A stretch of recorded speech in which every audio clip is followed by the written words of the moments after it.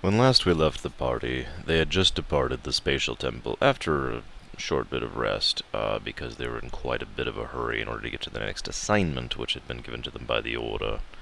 Now, they had a device that was given to them, given to Zeiss specifically, actually, that was designed to allow them to contact the gentleman who would be their direct superior, basically whenever they needed to.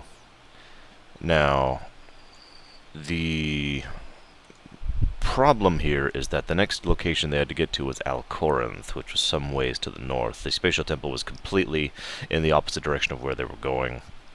Excuse me. And they had some, they basically decided, okay, look, we've dilly-dallied long enough. We need to go ahead and bulldoze our way up there. And so they went ahead, got in the wagon. Some people rested, some people, pushed the wagon or helped direct it or whatever, and they decided not to pause at any point during the trip. They just made the trip all the way up to Al-Corinth, made it in a couple of days. It took them a little bit of time for obvious reasons, because, duh. I feel like pointing this out because I like this. Here it is, found the post. Coulson. Okay, the Spatial Temple, as I mentioned last time, has a great deal of shops and amenities and facilities and whatnot, and a little bit of a tourism type thing. There's gifts you can purchase here. Now, just about everything is really, really cheap because it is all made and constructed and otherwise facilitated with donation money. And consequently, every single shop has a donation thing, which can go towards the continuation of the operation of the Spatial Temple. Coulson decided to get every single member of the party a specific gift, and if you'll forgive me, I'd like to share those. He got Ashakel, the troll, a t-shirt that says, "The Spatial Temple is troll-erific," with a happy troll family giving a thumbs up. To Caladrius, the Lord Elf White Mage, he gave a spatial pet, which is a small violet star that pulses and blinks with a dim light, which shoots and dives about him erratically, and just kind of orbits him continuously. For Guido, he got him a decal for his shield. Guido is the Lugian paladin.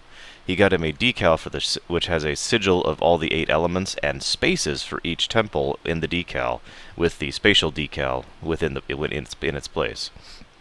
For Hanuel, the fairy summoner, I got them a necklace made of solid silver, bearing the sigil, the symbol for space, the spatial element.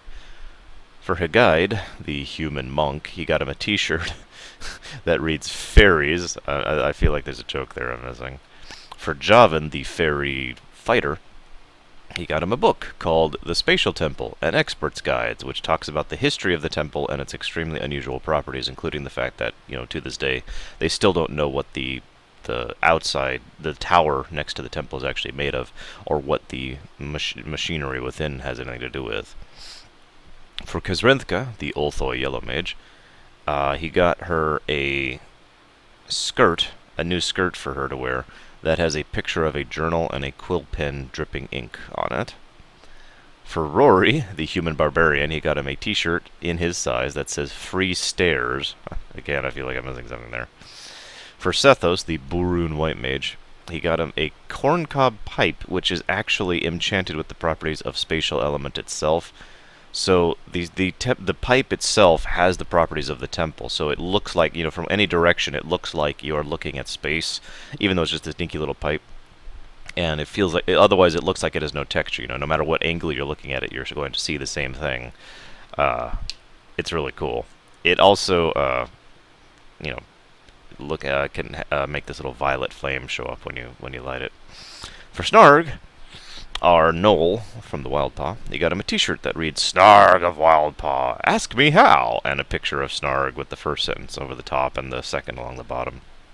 For Tabern, the Lycanthrope Yellow Mage, he got him a snow globe, which actually has the spatial temple within it, and when you shake it, the temple itself gets all mixed up, like a Tetris piece or a puzzle block or whatever, but once you let it sit there for a moment, it resettles into a different pattern. And for Zeiss, he got him a t-shirt that reads, "Give me some space!" It just occurred to me I haven't actually detailed all the characters yet, nor am I going to, not for a little bit, for reasons that'll become obvious. Excuse me. So, the group, after Coulson gives everyone their gifts, they're like, okay, we gotta get out of here. Like right now. So, they contact, their superior, Executor Grimlock of Anvilmar. He's a dwarf. And they say, okay, can you give us any details whatsoever?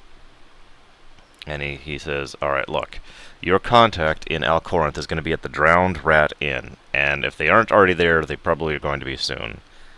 And finally, Hagaid also asks him if there's been any word on Vasey and Lascelles, to which he responds, no. I have no information about that whatsoever. So, they make their way up to Alcorinth. Takes them a little bit. They get there, and at Alcorinth, they find a individual completely swathed in cloth to the point where you basically can't even tell if they are male or female, nor indeed what their race is. Obviously, they're humanoid, and based on the size and general shape, it is very likely that they are not a Burun or a Lugian or a Mite or anything else like that. But otherwise, they look like a completely generic humanoid, and their face is basically completely hidden, and you get the general gist here, right? So, now the figure is like, look, let's go. And as soon as they show up at the end, all they late, in fact, I'm going to quote here, is, "You're late. Follow me." And the group kind of looks at her for a moment. She says, "Yes, you, all of you. Such a varied group, heavily armed and armored. Who else would I assume you to be? Come on, we have work to do." And then she leaves town, and then she leaves town towards the west, and then makes an abrupt turn towards the north, and says, I've made camp. Follow me if you don't want your dinner to get cold. Now, one thing I want to detail here really quick. Corinth is an oasis town that happens to be a trading hub. Lots of trade between Al-Jalima, which is both the capital of this particular state and one of the major cities within the Navarre Confederacy, is just northeast of here, basically, and this town sits right in between that and the Gold Road, which runs up and down the northern, north-south edge of Navarre. Or not edge, but you know what I mean. It runs from the north to the south throughout the entire Navarre Confederacy. So this is a huge trade hub, and there's quite a few places. There's even a Praxis outlet here. The group heads out and figures out what the heck Z wants, and by the way, the individual just identifies themselves simply as Z, the letter Z. There's a bit of a... Z sits them down and says, okay, look, here's the situation, and they start to eat the stew. Excuse me. Now, I'm going to go and quote myself here to make this as clear as possible. The Navarre military is actually the one who is the client here. The Order generally doesn't do specific missions for any given nation because the Order tries very hard to stay neutral, but this is kind of a special exception. Now, you may not remember this, so I'm going to refresh you really quickly. The Navarre military only tangentially is connected to the Navarre government. Theoretically, the military answers to the government, but for the most part, the military does its own thing.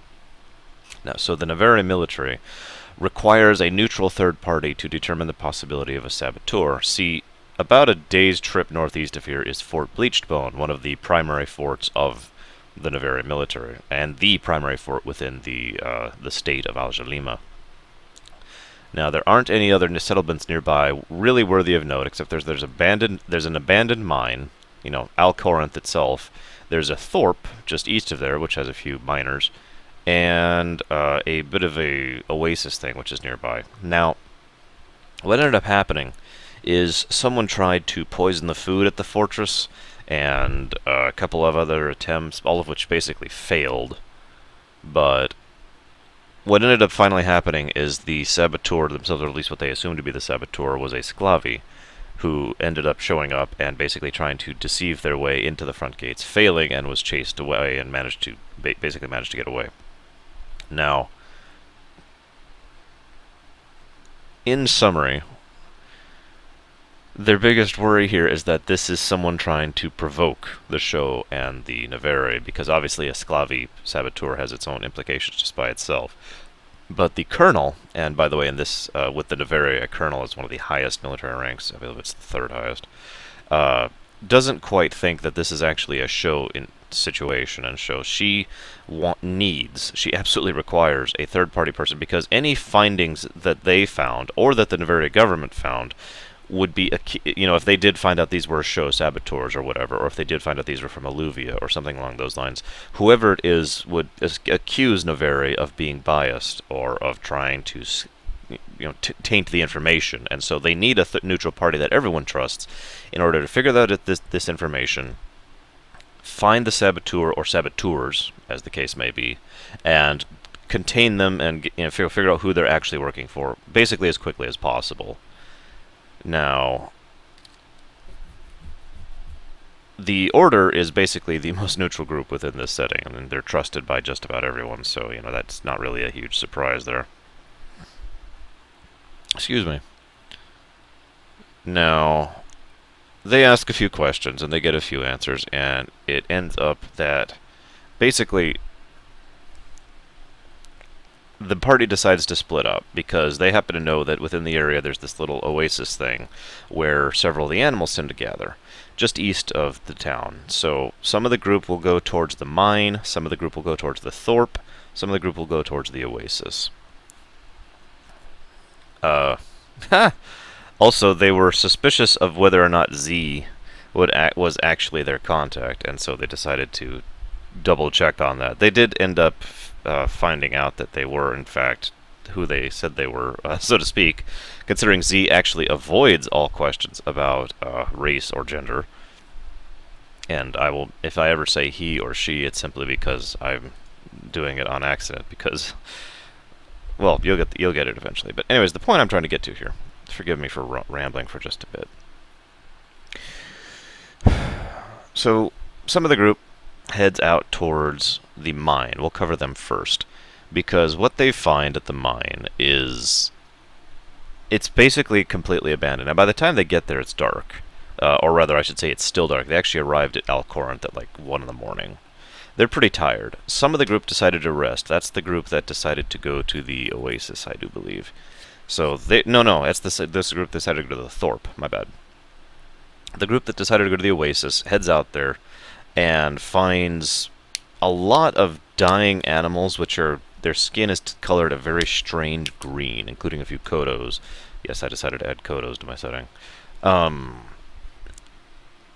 They investigate it, and near as they can tell, whatever it is that killed them is an incredibly virulent poison, something that is spread through consumption and has to be ingested, but nevertheless, once it does, it causes severe problems for whoever takes it and will kill within a couple of minutes.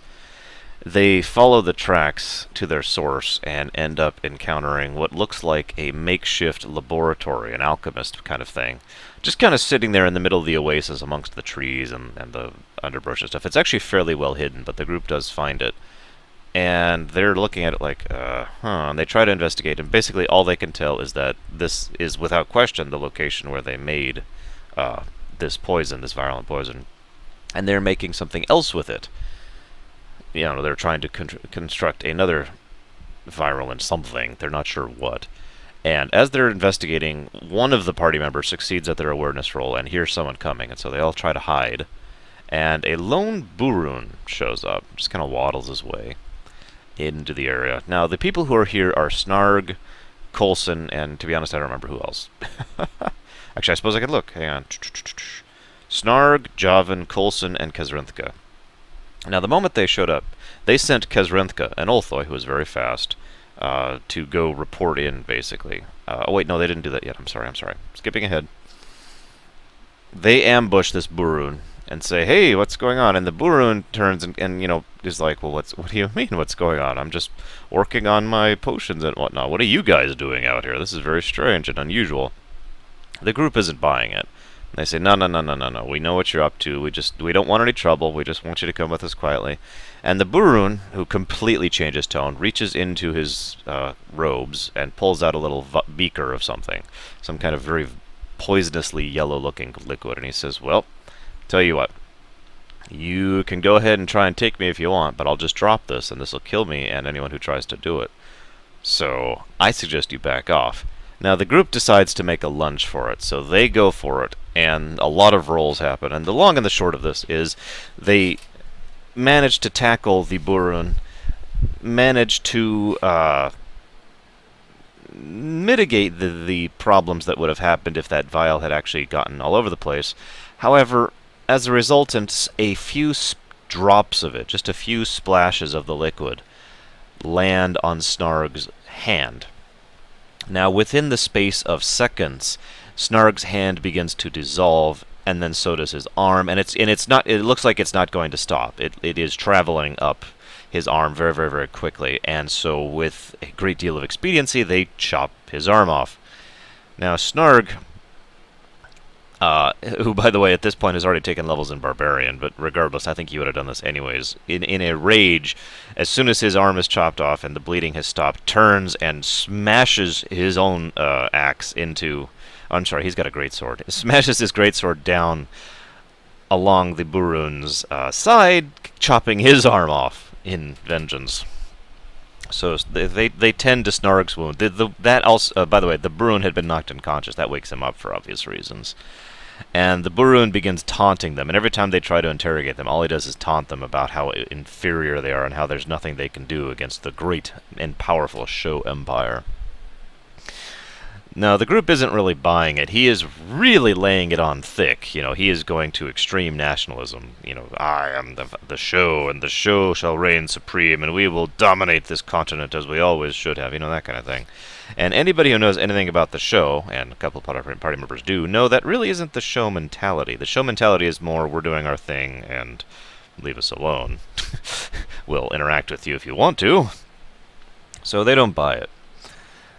They take their disarmed, I'm sorry, that was bad, prisoner back. Snarg is really pissed off. Now, we'll get back to what happens to them in a second. The group that went to the Thorpe arrived there a bit later, and they find a sleepy little mining town, which is... Now, I'm going to pause for a moment to describe just a little bit of how the mining guild works within the Navaric Confederacy. Basically, you have to be a member of, or a participant of, the mining guild in order to mine within the Navaric Confederacy. And part of the reason for this is because, well, the obvious control factor.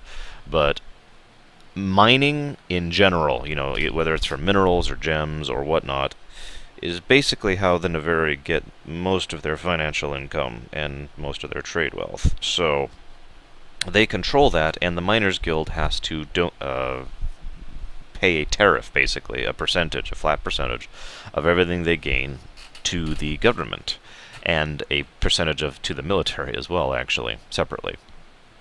So they find... I just mentioned that because it'll be relevant in a moment. So they find a small guild, or a small thorp of miners, and they talk to the bartender, and they basically ask him, you know, has anything suspicious been going on lately? And he says, no, of course not. What are you talking about? And they believe he's lying. And so Rory goes up and just starts intimidating the crap out of him. Rolling really well on his intimidate. So I think this is actually Rory's only successful intimidate throughout the entire campaign, if I'm not mistaken. Anyways, so he's, you know, he will talk to us. And finally the guy breaks. It takes a little bit, but they do get the bartender to break. And he reveals that what's been going on here is several of the miners were approached by a banderling like a week ago, give or take. Basically said, you're going to go to these mines and you're going to pretend that you're, you know, not getting as much yield from these mines as you are, and you're going to sell the rest to us, and we're going to pay better than you're going to be making from the Miners Guild for this. Now, the miners, of course, took this. They actually have been taking this deal for, you know, this whole week, and they have every intention of continuing to do it until they have enough money to basically retire. And the general gist that the party gets here is that these are just people who, crooked or no, are literally only interested in, you know, trying to get a little bit more money out of life, and there's no actual evil intent here. So they decide they'll go and keep everything secret, and they believe that this has nothing to do with the sabotage. This is just another little situation that happens to be going on within the region. So they say they'll go and keep quiet about it. They do a little bit of investigation, just a little, and Tabrin, who I know was in this group because he's the one who figured this out, believes that there is several Sclavi who work here at this mining guild, and after a little bit of investigation, they find out that one of those Sclavi is a very recent addition to the Thorpe, very recent, like a few days ago recent, and they think they may have found, the individual who is their saboteur. So they're like, okay, we think we found where he's at. We're not going to go into his place alone. That might look suspicious. We're going to go back and regroup with the others. Meanwhile, the group that went to the cave, which I know includes Zeiss because of what's about to happen, heads to the cave, or I'm sorry, the abandoned mine. Now again, it's dark when they get there. So they try to enter, and because this is an abandoned mine, and because, this is how this would work, it is so dark that if they get, further than like 10 or 20 feet within, it's basically, you basically can't see. It's basically pitch black. So they're like, okay, let's get some torches, let's get some everything, let's work our way in. As they're working their way in, they start to hear a noise, and it takes them a while to figure out what exactly that noise is, until finally they realize it's the sound of a mining cart being pushed on laboriously along the mining tracks leading out of the mine. So they're like, okay, hang on, everyone back up, everyone back up. They all go back outside and try to find cover and hide to see what's coming out. What they see is, after some minutes, is a small goblin pushing a mining cart filled with something back out of the mine. Now, the mine is obviously slopes up back to ground level. So, and I mention that because that's kind of relevant. The mining cart is being pushed up a hill, for all intents and purposes, back to the surface. And the goblin's having a bit of a time for it. So they jump out and they... no, Zeiss actually gets behind him, successfully sneaks behind him, and then startles him. Two things happen. One, he obviously lets go of the mining cart. And two, he actually stumbles back onto Zeiss's weapon, being impaled upon it. Now, fortunately or not, after some rolls, the goblin's corpse, well, I shouldn't say corpse, the goblin's body falls down onto the mining tracks, and the mining cart rolls back down onto the hill and hits that, but is stopped as a result of both that and the fact that the party immediately goes to grab the mining cart. Thank goodness. I mention that because the mining cart was full of shatter sticks.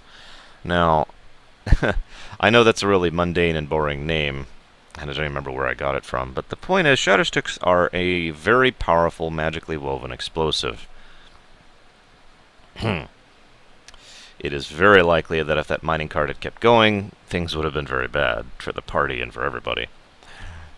So they're like, okay, we gotta interrogate this goblin. So they heal him from the damage they've just done to him and start investigating him.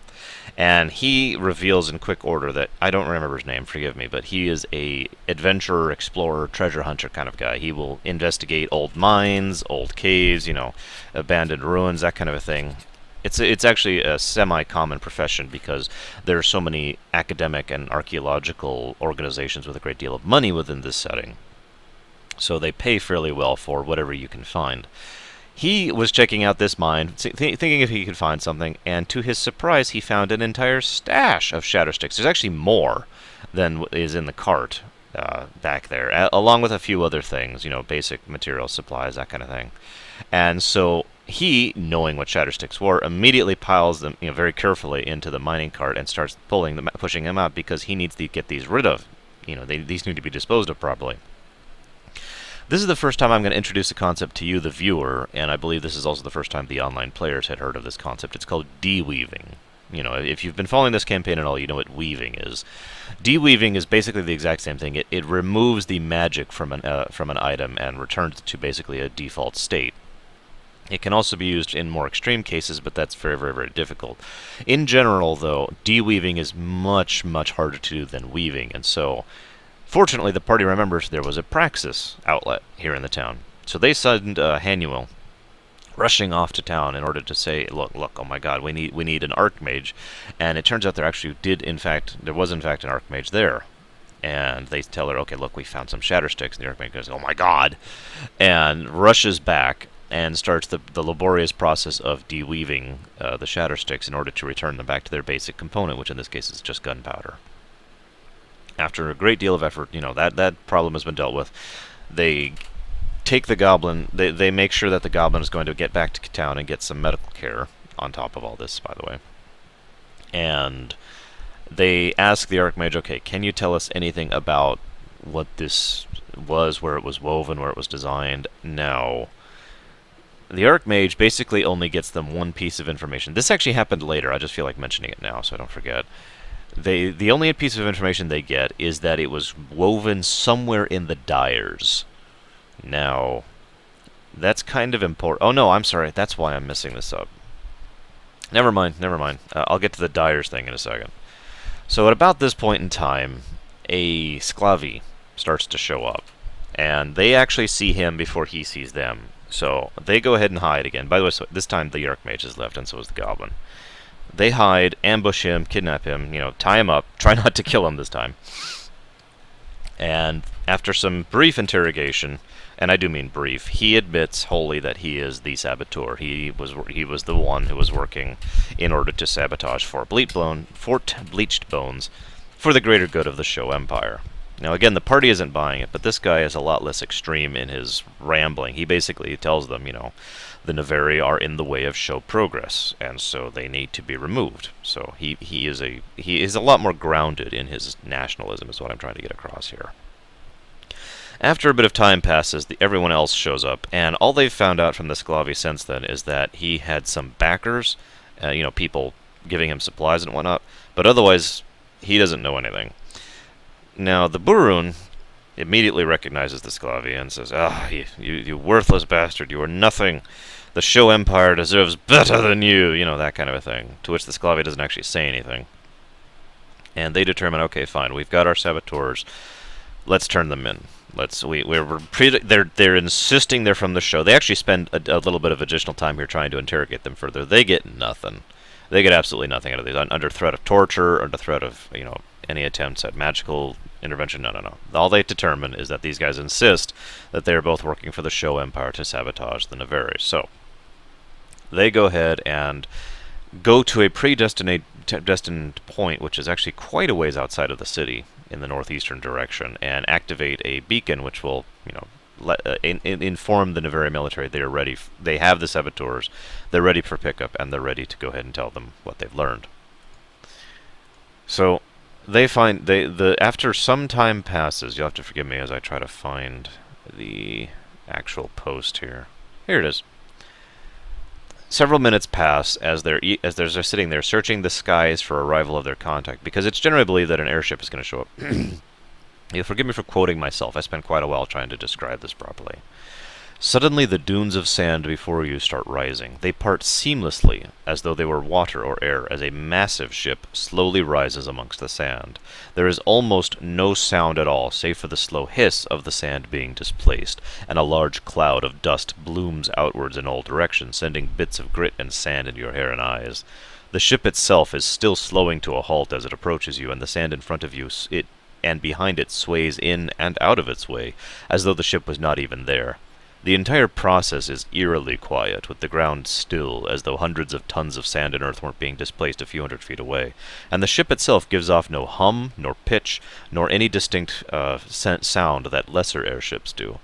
The wave of parting sand grows closer as the ship finishes its ascent and continues forward, growing within 50 feet of the party before coming to a graceful stop just as quietly as it moved. The ship is bristling with weapons, looks to have very solid armor, and anyone with knowledge of engineering can tell that it is the equivalent of a top-of-the-line frigate, which, for those of you who don't know, is basically there's only one step of military airship above frigate, and there's only two of those in the world. Several of those weapons are trained on the group. Now, I'm going to go ahead and describe this for those of you who do not understand the significance of this. This was brand new to everyone. This is not something anyone was aware of. The idea of an airship that moves through ground rather than the air is insane. And the mere fact that they got this working is ludicrous. It is basically a super weapon, because what you have now is all the power and combat potential of an airship, except it has the ability to stealth and to hide and to do, hit and run attacks and that kind of a thing. So the party, several members of the party really get the point and are really just, oh my god, at this. So I was really pleased with everyone taking properly reacting to this. Now, the Navari colonel herself actually comes out and has 2 bodyguards with her. No, I'm sorry, just one bodyguard, just one bodyguard.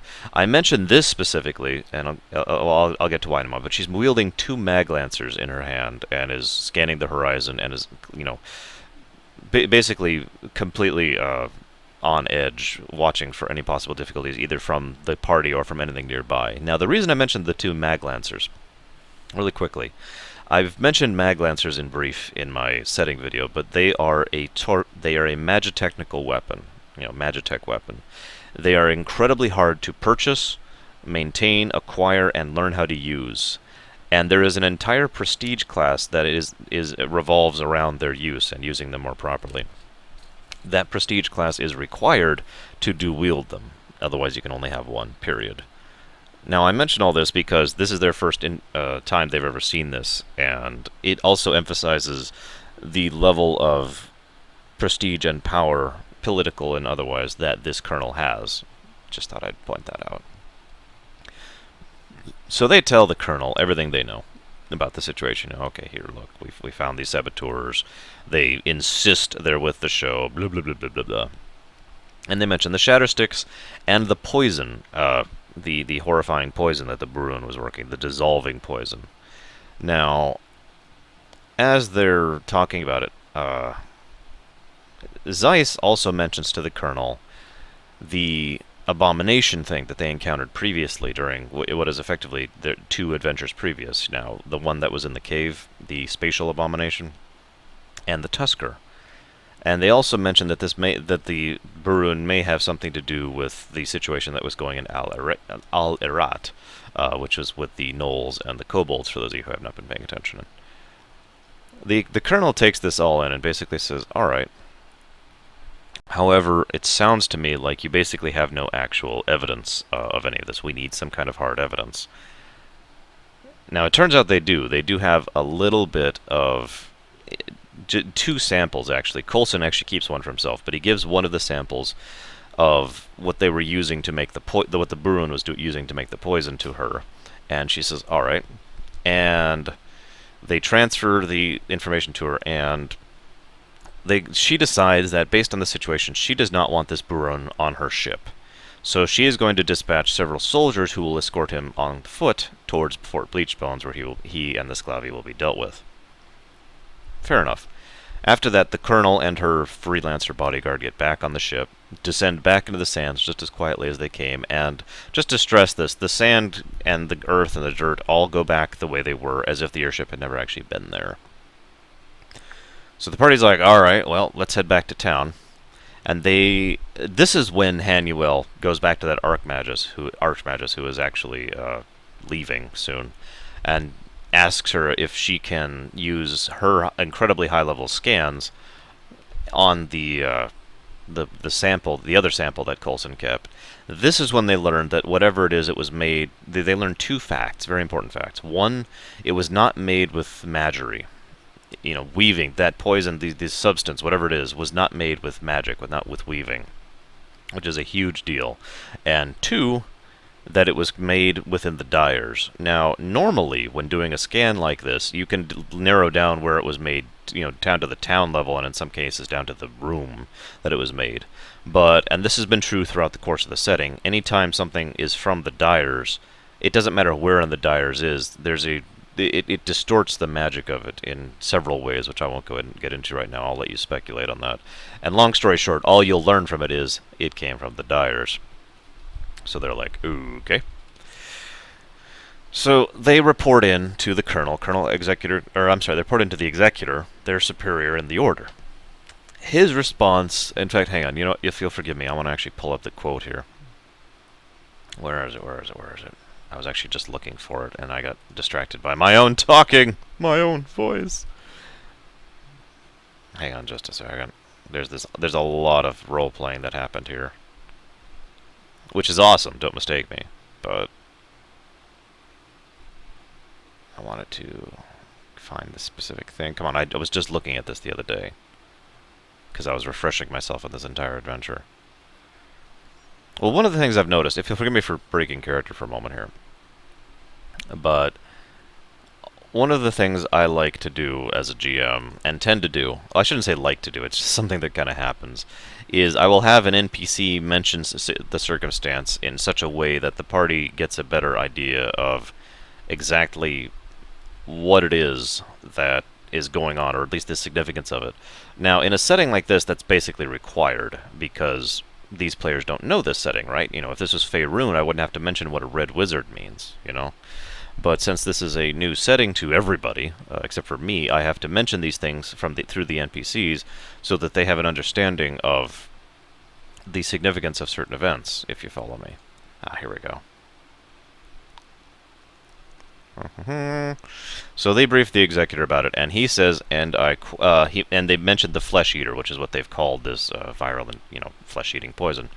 And there's a pause, and he says, and I quote, "Are you seriously telling me you found a weapon of horrific power and implication, and there was no magic used to make it? It wasn't woven?" And the horror in the dwarf's voice is palpable. Forgive me for not quite getting that across. And he says, "Yes, do you still want us to head to the fort and inform them to vary of this?" And he says, "Yes, get to that fort now. I am formally pulling your team off of this assignment as soon as you get word to the colonel. Get out of the city, get someplace else, anywhere else, and do so fast. I'm going communications blackout for the time being. I'll contact you when I know more." So the party's like, "No problem." Shazam! And the party leaves. Dun, dun, dun, dun, ba, ba, da. Let's see, what time is it? 36. I think I'll keep going for a little bit, because there's a point I'd like to pause for this particular video. So they make their way to the fort. Now, on the way to the fort, they happen to notice something odd off to the side, and they go investigate, and it turns out that it's several Banderling corpses. Soldiers, still in all their armor, that they recognize as the soldiers that were sent to escort the Sclavi and the Burun. The party does not like this fact, so they immediately start going double time towards the fort. Now, Fort Bleachbones is not a small fortress, but when they arrive, there is a huge chunk of it basically missing, and large portions of it have fallen in on itself, and there are still parts of it that are on fire. It is a mess. And the whole party is just like, oh, God, no. And they immediately rush forward to try and, assist, and they're, of course, greeted with weapons because, oh my God, people are advancing the fort, and it's like, whoa, no, we're not here to attack. We're here to help, We're adventurers, we're with the Order. And that, saying that they're with the Order is what gets the soldiers to back down, and they're like, okay, and they run around trying to assist. It turns out that the leader of the fort, not the colonel, the actual head of the fort, is dead, was killed in the attack, as was the one under him, and so the third guy in line, I forget his rank right now, forgive me, is the one actually calling the shots, and he is just barely on the edge of completely losing it, but he's trying to hold it together, and they're like, okay, look, we need to know what happened, we need to report to the Order and get this out, and after some cajoling, he finally informs them that the attack was incredibly quick and brutal. All they all saw from all the soldiers that they interview is that this massive bolt of red and black lightning just kind of jetted through the fortress, disintegrating and annihilating everything in its path. And everything else just kind of fell in on itself from that. That was the only attack, was the one blast of whatever that was. But several people reported seeing a Burun out in the sands, doing something before they had to deal with slightly more urgent issue of surviving and getting the injured and tending to people and that kind of a thing. The attack came with absolutely no warning at all, too, I might add. Nobody actually saw the Burun on advance. It's just they saw him after the blast had come out. So the party is like, oh, great. And they search the area, and they find basically no sign of the Burun, other than a magical residue, which looks like something along the lines of an exit spell. So they assume the Burun is long gone. The party considers this and is like, okay, after really debating their options, they're like, okay, look, there's not really much we can actually do about this situation. And they do lend their aid, don't mistake me. They do actually lend their assistance to the fortress and to getting people healed and taken care of and whatnot. But ultimately, they decide there's nothing else they can do. So they head, where are we at? Alcoran, there's Bleachbones. They decide they're going to head east into the mountains towards a town called Alzavros. And from there, they're going to make their way north to Al-Jalima. Now, Al-Jalima, as I've mentioned before, is the major city, which is the capital of the Al-Jalima state. That also means it has a hub within it. So they can use that in order to transport basically anywhere. Now, this had two really big purposes, if you'll forgive me for, again, breaking character. One, I have finally given the party significant reason to go to a major city so they can understand and have the freedom to go wherever they want throughout the continent.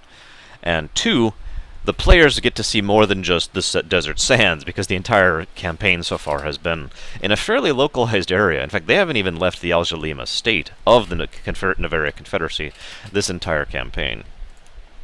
So they decide to head out there, make their way along. They're still kind of rattled from this, and by the way, they still haven't really gotten a good night's sleep, like in several days. Actually, I think about a week total at this point, somewhere along the line, 6 days, something like that. On the way to Alzavros, they're on the road, going through the mountains leading up to Alzavros, and they see a woman lying there in the road, to which they naturally respond with a great deal of caution. She doesn't seem to react at first. In fact, she barely seems to react at all. It looks like she's unconscious, and they kind of slowly approach, like, hello, ma'am? And she wakes up and immediately starts babbling things that make absolutely no sense to the party, talking about some guy named Flux, and something about the sanctum and things along those lines. And as soon as she sees the party surrounding her, she flips out and uses some kind of weird mental power to try and force them all back and stun them. And they're like, oh my god, what's going on? And she's like, no, oh god. And she's just flailing about, completely lost, completely disoriented, and demanding over and over and over to know where her brother is.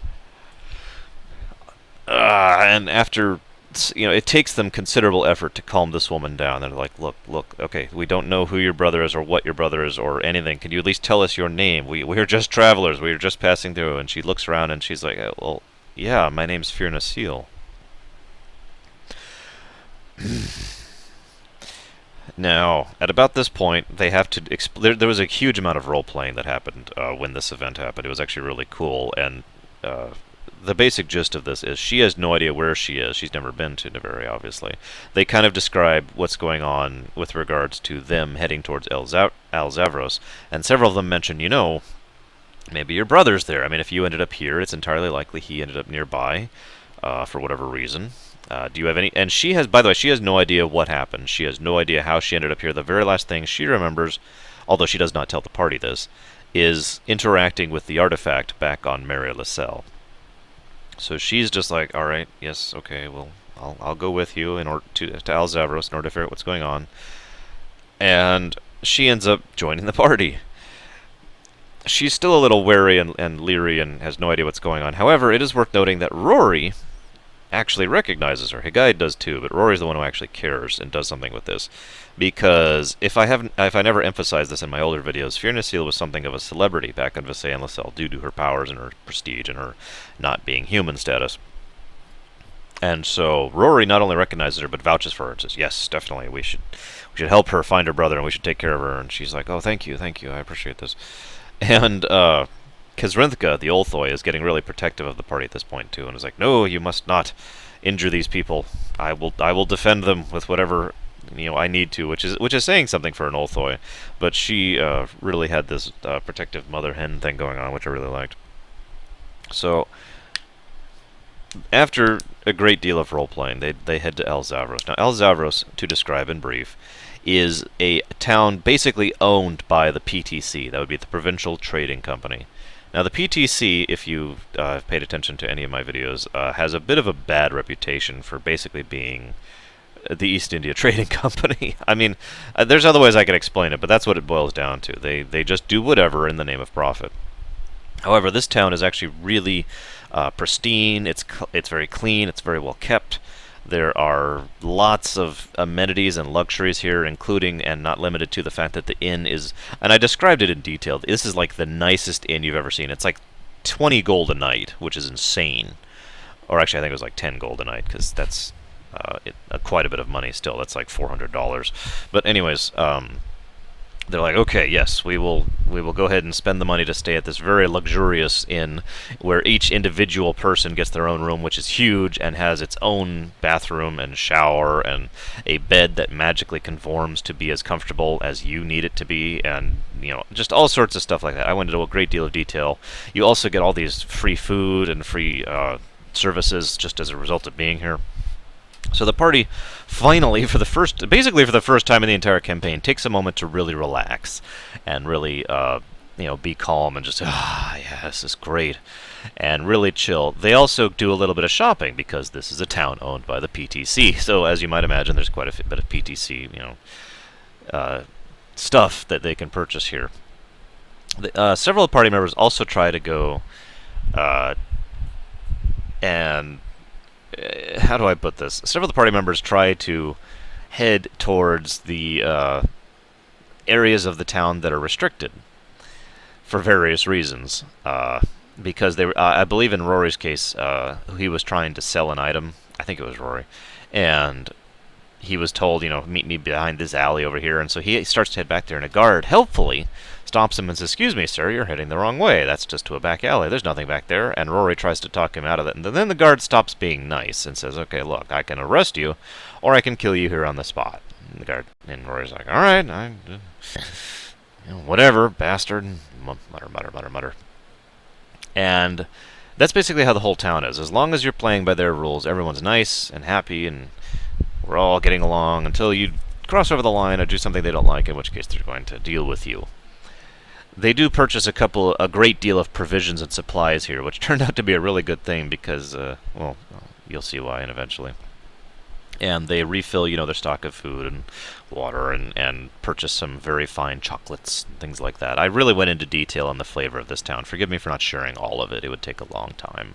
But they purchase all sorts of things, basically for the sake of flavor and role-playing. My favorite was actually the set of teas and the fine chocolate drinks. Or no, I'm sorry, I'm getting in the wrong order. The chocolates was elsewise, but they also Zeiss also purchased several fruit. What I called them fruity concoctions, and he is like, "Well, could you describe them?" And I did, and there was like a blueberry pomegranate drink that fizzed once you tapped the glass, and just stuff like that. All sorts of random and excellent little drinks that he could keep in his little fridge that he stole back in Alarat, way back in the first adventure. So they rest the night and really get recouped, and they're like, thank God. They wake up in the morning. Nothing bad's happened. They have a wonderful breakfast. There's a whole buffet, actually, at this place, and they just go nuts. Lots of fruit, lots of good food. This is wonderful. Okay, whenever they're ready, they start to head north towards Al-Jalima. Now, there's obviously a main road leading towards Al-Jalima, and it's also very well patrolled for obvious reasons. As they get there, they start to notice more and more that there are less people coming and more people going. Or to phrase this properly, the number of people they see on this road going in the direction they're going, towards Al-Jalima, which would be north, is the same. But the amount of people coming south along them just kind of trickles down to the point where they basically don't see anyone going the other direction at all, which everyone's just kind of like, that's odd. When they approach Al-Jalima, they notice that there is a line to get in. And there's a large group of guards who are standing outside the southern entrance to the wall. It's another thing I described in brief back during my campaign setting. To describe it again in brief, all the major cities have these massive semi-morphic walls that surround them, and they've been there since the cities have existed, and they will expand, or in some cases contract, based on the needs of the city. Nobody's entirely certain what actually determines that. But regardless, that's something that's been true since forever. So the only way into the city is through the gates, if you understand where I'm going with this. So there's a fairly large line of people, and several people in the party, including Zeiss, split up and try to spread out. He actually ends up trying to sneak his way further in and pretend he's not with the group, and they do several things like that. But basically, the gist of it is they end up getting in. It takes a while. It takes a long while, several hours, before they finally actually get in the gates. As they're walking along, they notice that Al-Jalima itself is basically in an uproar. There are actually protesters in the streets, and people are, yelling and concerned and worried, and there's a great deal of sense of panic. There are people actually running to and from, especially at the shops. Several of the shops have actually been shut down. Now to pause for a moment. Al-Jalima, which I did not describe as specific, but this is the first major city the party's encountered, is what I like to call, is basically the university city. Now, I know that's a generalization, but the point here is that all of the best universities and centers of learning in the entire continent are here in Al-Jalima. This is where you go to learn whatever. Now, it's expensive, but that is basically its primary purpose and its function, and always has been. There are the number of universities, academies, training centers, all sorts of things for basically anything you could think of are here. And Al-Jalima is huge as a result of that, and extremely profitable, and there's a lot of people living here. It's also probably one of the most pacifist cities within the Navarre Confederacy, as kind of as a result of that. So, seeing this kind of thing is really disturbing to the party, who has an understanding of this fact, and again, I had to explain this to them. As they're walking along, several people notice Snarg in the group, the Knoll, and they shout at him, "We didn't know, we're sorry, we didn't understand, we didn't vote for this, this wasn't our choice, this wasn't our choice." And Snarg just looks at them really weird, because he has no idea what they're talking about. And they continue on, and finally they're like, "Okay, this is stupid, we need to find a news outlet." So they go and find a local newspaper, bring it up, and there's basically one thing written all across the top. And the bottom, and everywhere, throughout the whole paper. War has been declared. Now, I know that's probably not going to surprise several of my viewers. It didn't even surprise several of my players, but I want to pause for a moment to emphasize that in this setting, in recorded history, ever since year 0, there has never been war. There has never been open armed warfare. There have been some conflicts, mostly with bandits or beasts. There was the brief "we got crushed by the Tumrock," that doesn't really count. And there have been really, really tiny skirmishes every now and again in the older days between the four nations, and that is basically it. There has never been all-out war in the history of the entire setting, so the very concept of war, and the party roleplayed this very well, I might add, is a terrifying thought. Now I'm going to finish telling you what the newspaper said. In response to increased attempts to foster violent relations between the show and the Navarre on behalf of the Confederacy of Stonehold, and in light of recent events that happened mere days previous, and I'm sure you can guess what those events were, the Show Empire and the Navarre Confederacy have joined together in a new alliance and together declared war on Stonehold. Now, unlike the war declaration, I got everyone by surprise with that one. Nobody was guessing that that was coming. And the party just sits there in shock as they're like, they can't do this. They can't do this. And all the information they've gotten previously about the strange behavior of the Navarre and the worries about the military and those airships that they saw heading towards the northwest, which, for those of you who don't know, is the direction of Stonehold. Yeah. Snarg, of course, flips out and is like, "Oh my god, I need to get a hold of them. I need to get a hold of the Wildpaw back in Alarat. Oh my god, they could be prisoners of war. I need to get a hold of them." Unfortunately, he has virtually no success getting a message out at all. And the stupid part is the soldiers are actually very sympathetic to him. But they just basically say, "There's the odds of us getting a message out right now are nil. The country rider is down." When they try to reach the hub has been shut down. All of it, the whole hub. The Mites have coordinated and just shut off the hub and said, "We're not turning this back on until we decide to." The order post is swarmed to the point where they have a difficulty even entering it. They do succeed later, but at the moment they don't even try. They've basically got nothing. They can't even actually rent a night at the inn because all of the inns are full at the moment. Because what's happening is they're not letting anybody out of the city because there's this general era of panic. And it was the decision of the local leader, whose name I unfortunately can't... I really should look his name up because he's kind of important. Give me just a moment while it was his decision to not allow anybody out of the city for fear that it would start a swarm. It would be a trickle effect, and people would just start leaving and leaving and leaving until everyone had abandoned the city. And where are they going to go? What are they going to do? No, no, no, no, no. Toltarn. Toltarn of Amani tribe, or the Amani clan, sorry. He is a troll. Toltarn had said, alright, look, shut down the city, and he went out in public and made a speech. This actually happened while the party was traveling on the road, in case you're wondering, and said, listen, I did not vote for this. I had no idea this was coming. I had no idea this was going to happen. I want you to know that, I would never have allowed this kind of a thing to occur. I would never have lied to my own citizens about something like this. And that's, I want to stress this for a moment. That's one of the big reasons why everybody is so upset. Not just the war itself, but the fact that the Sho and the Navari have decided to ally, and obviously have been deciding to ally for some time, in order to attack Stonehold. I mentioned in brief how the Navari politics work, but to summarize even briefer, the leaders have effectively absolute power, but that power is only there so long as the people will it. In other words, any leader can be replaced at any time, and thus all of the governors and mayors and regional leaders and distributors all need to constantly be keeping their people happy, because they can literally lose their job at a moment's notice if the people will it. And so Toltarn, who is no fool, immediately goes out and says, this was not me. I did not do this. I am on your side. I am going to Iraq right now.